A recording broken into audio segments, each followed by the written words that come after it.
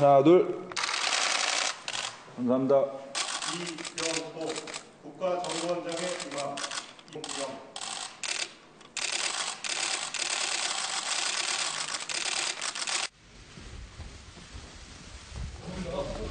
국정원 직원들은 우리나라 자유민주주의를 수호하는 마지막 무르이자 최고의 전사들입니다. 이러한 참담한 현실에 가슴이 찢어지는 고통을 느낍니다. 우리 국정원 직원들에 대해서도 이 문제로 인해서 여러 가지로 제가 부담을 준 것 같아서 개인적으로 대단히 미안하게 생각을 합니다. 국정원이 큰 상처를 입고 흔들리고 약화되고 있습니다. 크게 걱정됩니다. 1325억.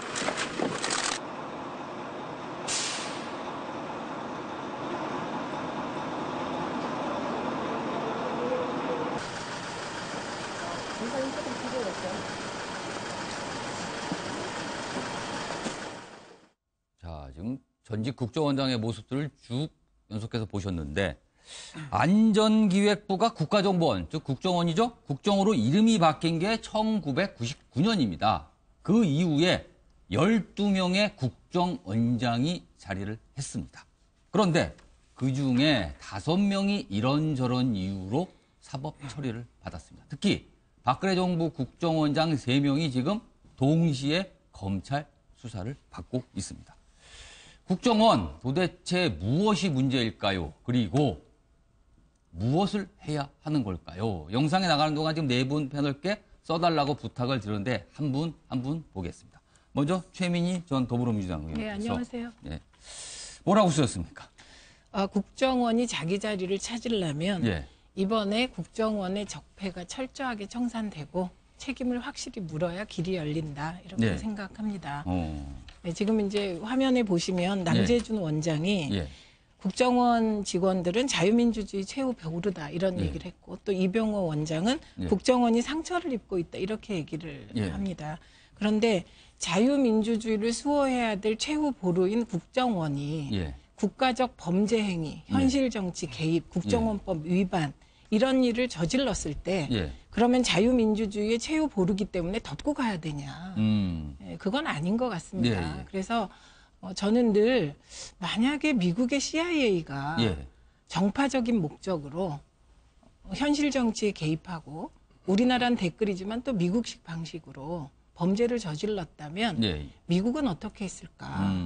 소위 이제 선진국에선 이런 일을 잘 볼 수가 없는 거잖아요. 그래서 저는 지금 저렇게 국정원장들이 뭐 국정원이 어쨌든 수사받고 이 자체가 불행한 일이니까 뭐 상처받고 있다. 좀 사실 봐달라는 얘기거든요. 저런 말씀 하실 수 있는데 이번엔 그렇게 넘어가선 안 된다고 생각합니다. 그래서 저희가 국정원에 대해서 논의도 많이 했고 제도 개혁을 위해서도 뭔가 해봤지만 이렇게 잘못을 저질렀을 때 확실하게 진상을 파헤쳐서 책임을 물어야만 그 이후에 제도 개혁도 제대로 될 것이다. 이런 생각이고요. 지금 여기 써주신 걸 보니까 국정원이 앞으로 적폐청산 이걸 철저히 해야 된다니까 해법을 좀 적어주셨는데 그렇다면 국정원장마다 아주 많은 국정원장들이 저렇게 문제 연루가 되는 이유는 무엇일까요? 그건 뭐라고 보세요? 그건 그동안에 가장 중요한 게 권력의 의지입니다. 지금 이제 일반적으로 국정원장이 다 문제가 됐다 이렇게 이제 사람들은 얘기를 하는데 그게 아니고요. 박근혜 정부 국정원장들이 3명이나 지금 2명 구속되고 1명은 다시 이제 검찰이 영장을 청구할 수도 있는 거잖아요. 그런 상황이고 2명은 이제 DJ 정부 때 뭐 있었던 일입니다. 근데 그건 DJ 정부 때 응징을 했죠. 그런데 그렇게 정부와 그러니까 청와대와 국정원의 관계, 대통령과 국정원의 관계를 어떻게 맺느냐에 따라 국정원이 많이 달랐습니다. 그래서 저는 김대중 대통령께서도 되게 국정원을 좀 이렇게 업무 독립성 지키려고 노력을 했고 노무현 대통령은 독대를 폐지했잖아요. 국정원장의 독대를. 그래서 그런 그 과거에는 대통령의 의지가 중요하게 반영이 되었다면 앞으로는 이제 제도 개혁을 해나가면 되고요. 그래서 이게 대통령이 국정원을 활용하겠다. 예. 예, 이러면 국정원은 문제가 되었던 것이죠. 알겠습니다. 옆에 계신 이태우 국민의당 최고위원께서는 어떤 내용을 쓰셨나요? 저는 국회 통제권 강화라고 이렇게 썼는데요. 국회 통제권 예. 강화. 항상 국정원에서 문제가 되는 것은 예. 그 대통령이 국정원을 사유하는 것이 가장 큰 문제라고 생각합니다. 그 전문성과는 상관없이 예. 매번 이제 항상 측근들, 대통령 예. 측근들을 임명하다 보니까 문제가 이렇게 발생했던 것 같은데요. 대통령이 그 후보 시절 공약으로 뭐 국정원 개혁을 한다고 이렇게 했어도 항상 막상 집권하고 나면 예. 그 국정원에 대한 그 막강한 그 정보기관의 예. 그 권력 그 유혹에 예. 항상 벗어나지 못했던 것 같습니다. 그렇기 때문에 국회 통제권을 제대로 강화해서 예산이라든지 이런 부분을 그 면밀하게 살펴보고 그로써 그 국정원들이 그 자기들만의 그 권력을 남용하지 않는데 국회가 좀 앞장서야 된다고 그러니까 지금 생각하고 있습니다. 국회 통제권 강화를 해법으로 제시한 걸 보니까 국정원과 권력은 어쩔 수 없이 그럴 가능성이 많다. 그러니까 그 이후에 국회를 통한 통제를 좀 해야 된다. 네, 네. 약간 어떻게 보면은 간접적인 해법일 수도 있을 것 같기도 해요. 근데 이제 국회에서 그 뭐 지금 현재 예. 국정원법상 예. 뭐 예산 그런 것들을 뭐 통제할 수 있는 규정이 별로 없기 때문에 예. 그 뭐 국정원법 12조 3항에 따르면은 미리 기획하거나 예측할 수 없는 그 비밀 활동비 뭐 그런 식으로 해서 예. 다른 정보기관에 그렇게 특수활동비를 이렇게 같이 예산을 함께 해서 그렇게 활동하는 것처럼 저는 국회에서 그런 문제를 면밀하게 살펴본다면은 예. 충분히 그 권력으로부터 독립시킬 수 있고 그 국정원의 그 활동을 제대로 감시할 수 있다고 생각하고 있습니다. 네. 그럼 이쪽 넘어와서 박정화 전 청와대 대변인께서는 청와대에 계셨으니까 국정원과 청와대 아주 밀접합니다. 사실. 밀접할 수밖에 없는 예. 사이죠. 근데 저는 국정원이 그 제대로 기능을 하기 위해서는 현존하는 권력으로부터 여하이 우리가 어떤 구조를 만들어서 독립시켜주느냐가 제일 핵심 관건인 것 같아요. 우리나라가 특수한 상황이 있잖아요. 일단 뭐 개헌 얘기 나오고 있습니다만은 너무 막강한 대통령한테 권력이 네. 집중돼 있는 부분이 있고, 그 다음에 그 세계 유일의 그 남북 대치 국가잖아요. 그러니까 국정원 기능이 필요할 수밖에 없는데. 그 국정원이 제대로 돌아가기 위해서는 임명권을 갖고 있는 대통령과의 국정원의 관계를 잘 만들어줘야 되는데 좀 전에 우리 이 최고위원 말씀 주신 것처럼 국회가 해도 좋고 아니면 딴 데서 해도 좋은데 지금 뭐 국회가 제대로 할 수 있는 상황인지는 잘 모르겠어요. 네. 여하튼 국정원은 국정원 스스로 돌아가면서 그 뭐 우리 한반도 정세 속에서 돌아갈 수 있는 안보 문제 혹은 우리나라 그 기업들이 해외 시장을 개척할 때 있는 경제적인 문제 이런 것들을 도와줄 수 있도록 해주는 게 가장 그 핵심적인 관건 아닌가라는 생각을 근데 하고요. 문제는 다만 어떻게 독립을 시키냐가 문제잖아요. 항상. 임명권, 그러니까 뭐 임기를 분명히 정리를 한다거나 아니면은 임명을 지금처럼 형식적으로 뭐 청문회하고 국회 동의 절차 거치는 게 아니라 무슨 요즘은 방송법 개정안 때문에 여러 문제가 되고 있습니다만은 여야 혹은 대통령의 이게 임명권을 임명위원회라든가 분산을 시킨다던가 그다음에 뭐 임기를 보자 그러면은 조금 방법들이 나오지 않을까 그러니까 대통령 마음대로 혼자서 결정할 수 있는 게 아니고 위원회에서 여러 사람의 동의를 받아야만 한다. 그래서 뭐 여야 모두 국민 뭐 이렇게 동의를 얻을 수 있는 사람이 결정이 되고 그 사람이 또 정해진 임기를 보장받을 수 있다면 조금 달라지지 않을까 싶은 생각이 있고 우리 최 의원님 말씀 주셨는데 하나만 조금 보태면 사실은 뭐 논란은 많아요. 뭐 지금 댓글의 종류가 0.45%니 뭐 1%니 뭐 이런 얘기가 많은데 확정은 아직 특정은 되지 않은 상황이고 우리나라가 처해져 있는 거 보면은 지금 뭐 중국이나 아니면 동남아 같은 데서 우리가 모르는 북한 쪽의 그 비밀 서버가 와서 이런저런 성격의 댓글을 달아서 남남 갈등을 유도하는 경우도 좀 있어요. 그러니까 그런 거에 대비해서 봤을 때 얼마만큼 그런 국정원의 기능이 움직여야 되느냐.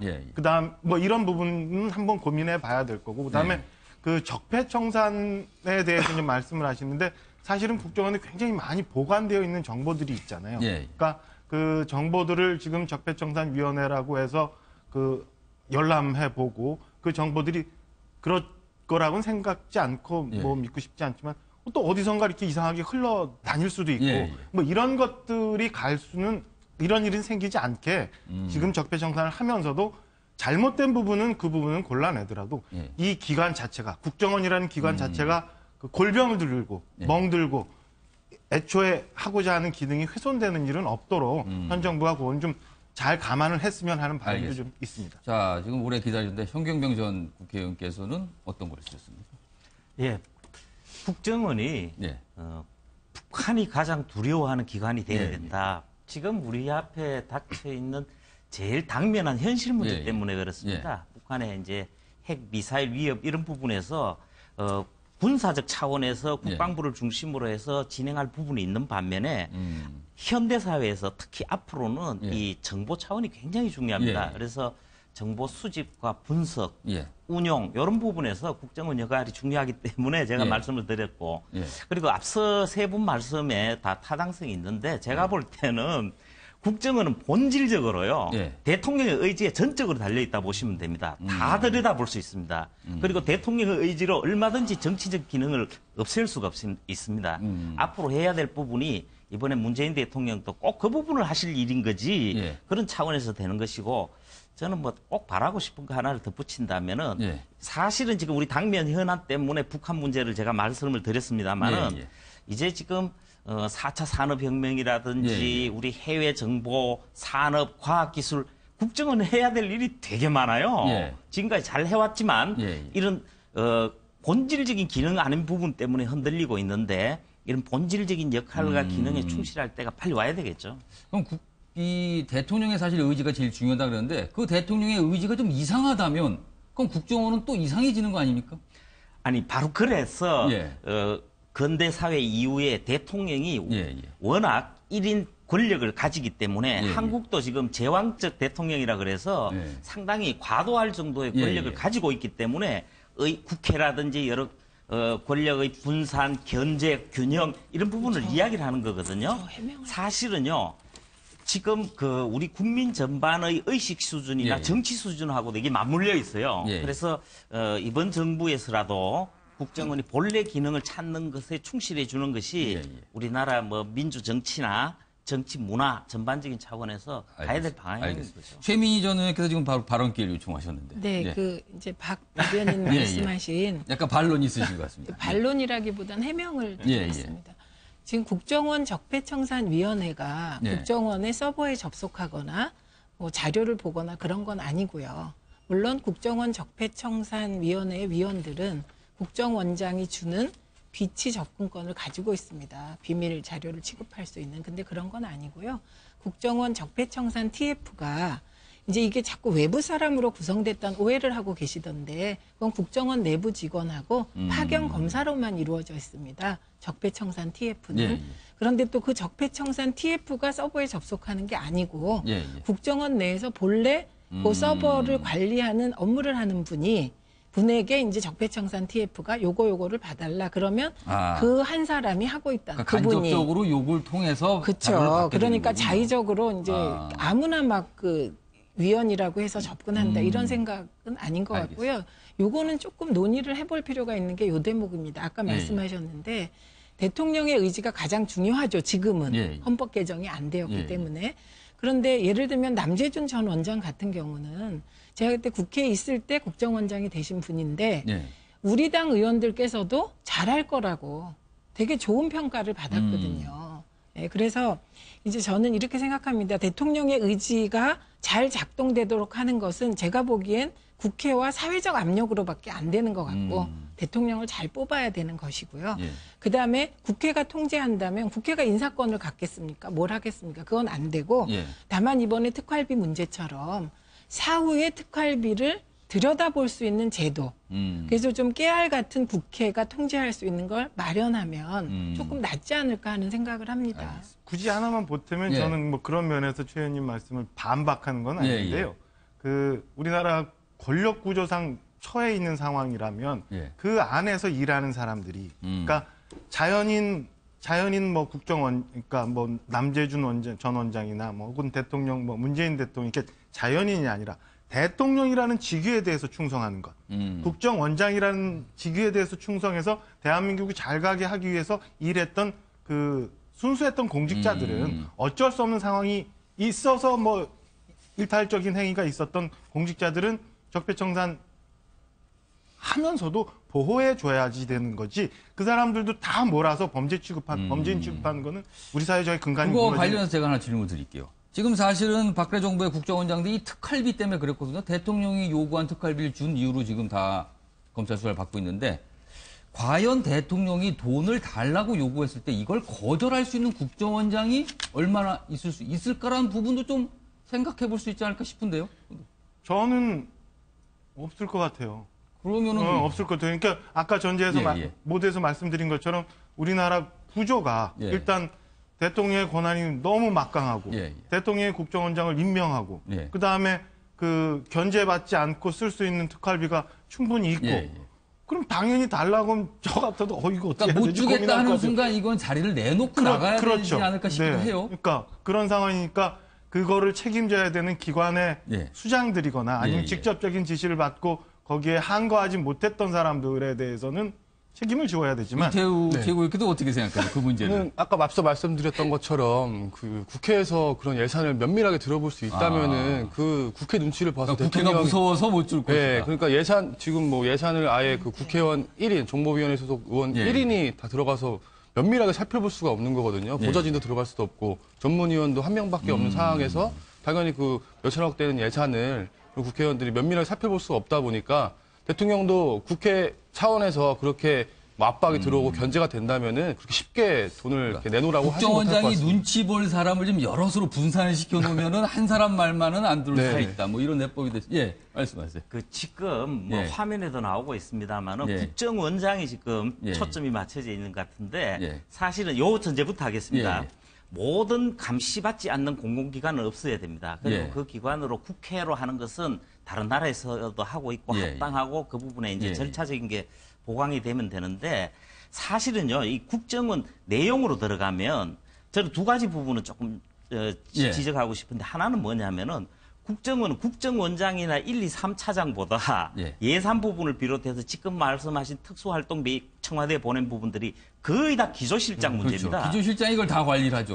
그리고 처음 이 청와대에 보내자고 했던 아이디어 자체도 기조실장에서 나온 걸로. 사실은 이원수 전 기조실장이 가장 지금 중심에 서 있거든요. 사실은. 맞아요. 그런 차원이고 그래서 지금 저분들은 관행으로 생각했을 가능성이 있다. 저분들을 옹호하고자 하는 것이 아니라 그런 측면이 있다는 것이고 또 한 부분은 지금 뭐 상납이라는 용어가 사용되고 있습니다만은 이 특수활동비라는 것은 정부 기관 간의 필요에 의해서 서로 오가는 경우가 있어요. 그래서 제가 볼 때 공급 유용 차원이라면 몰라도 지금은 다분히 정치적인 용어가 아니냐 이런 부분이 있습니다. 그렇죠. 상납은 뭐 법률적인 용어는 아니죠. 자, 지금 특활비가 얘기가 나왔으니까 뭐 이걸 한번 다뤄보겠습니다. 지금 이 특수활동비 수사가 여의도를 향하고 있는 분위기가 분명히 있습니다. 최경환 의원이 조만간 뭐 검찰에 소환될 것이라는 얘기가 나오고 있는데 관련 영상 보고 이어가도록 하겠습니다. 능시 없는 복지는 허구닥하고 뒷다리 잡았잖아요. 도와주기는 그냥 대통령이 지금 죽을 지경 아닙니까? 솔직히. 제가 바로 옆에 있으면요 참 아슬아슬합니다. 아우 저 어른이 저러다가 혹시 우시면 어떡하나 싶어서 정말로 참 우리라도 이게 참 좀 도와야 될 텐데. 대한민국 헌법 1조는 박근혜 정부에서 잘 지켜지고 있다. 좀 헷갈리는 사람이 있어서. 손 국정원장이 명확하게 그 어떤 것도 얘기한 것 자체가 없다.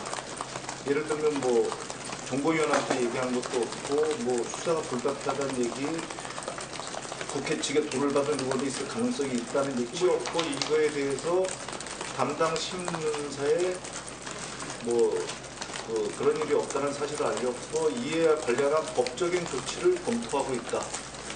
뭐 그렇게 얘기를 했습니다.